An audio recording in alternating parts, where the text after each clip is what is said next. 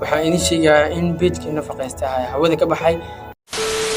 Assalaamu calaykum waraxmatullaahi wabarakaatuh. waan salaam asxaabtayda qaliga meel kasta joogtiin dhammaan waxaan leeyahay soo dhawaada haddii aad markuu rajulkaasi booqanaysa subscribe saar aad iyo aad u mahadsantahay.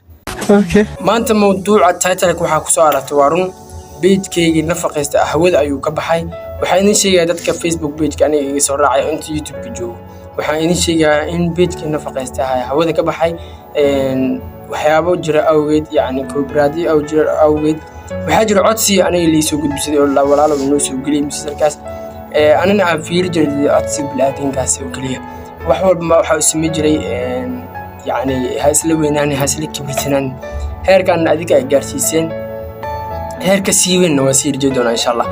taasna waxa kama sii niyadjabin oo si istaagsanahay beedkii nafaqaysta hawada ka baxay waxa kaliya hara waxay tahay in aan adinka waxa idinku ahay adinka flow galaysa adinka sheekaysaan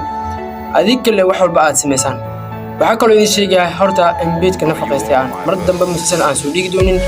sabab jira awgeed waxa kale idin sheegayaa in Telegram aan idin soo bidoono Telegram ani aan magaciisa ku qoran nafaqaysta halkaas aan linkiga Facebook page-ka hadda aan sameyn doono nafaqaysta hadda aan sameyn doono aan halkaas idin soo dhigi doono insha Allah meeshaas yani linkigaas ka soo raaci doontiin Telegram-ka saas ayaad u maadinto insha Allah teeda kale waxaan idin sheegayaa in page-ka nafaqaysta haddii aad rabtid linkiga waxaan idin soo dhigi doonaa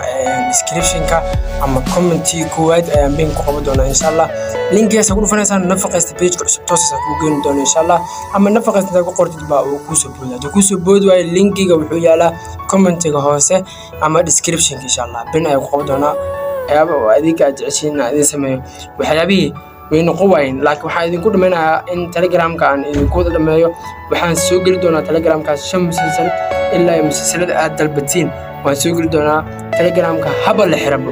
sababtoo tahay Telegram hadii la xir wax ay kala malaha mid kala sameeysanna waa gudbina ilaa ay adinka aad dhahdeen walaalow saas sameey